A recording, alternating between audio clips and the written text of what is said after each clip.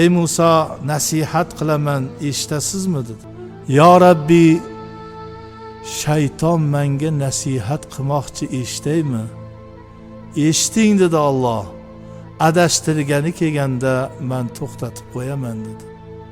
Ayting, hech qachon takabbur bo'lmang. Kibr hamma ishni xorlikka olib keltirib qo'yadi. Toatga bino qo'ymang, hali qabuli bo'ldimi, bo'lmadimi bilmaysiz. Ilmingizga havolanmang, u foydali ilm bo'layaptimi yo nofoyda. Bino qo'ydim toatimga, ilmimga havolandim, hech kimni mensimadim, shayton bo'ldim. Kimki takabbur ekan, oxiri xor bo'ladi.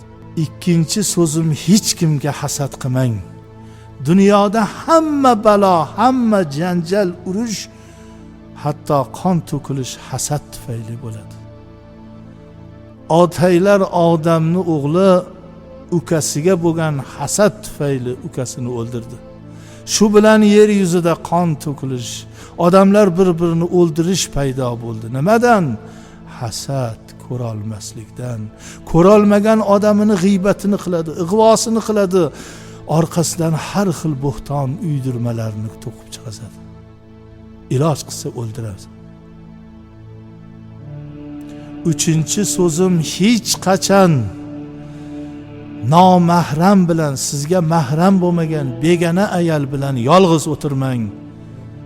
Ikkalovlaringizni o'rtangizda o'zim elchi bo'lib zino qildirtiraman.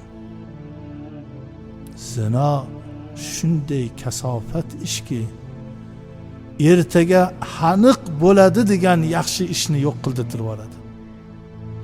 İnsanlarni niyatiga yetkazdirmaydi.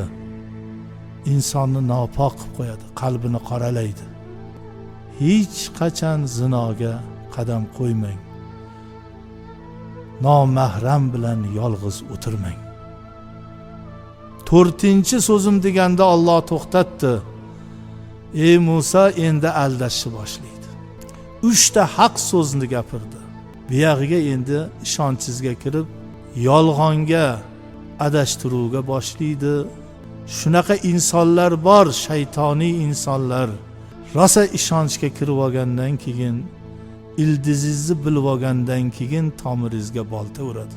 Ular shayton sifatli insonlar.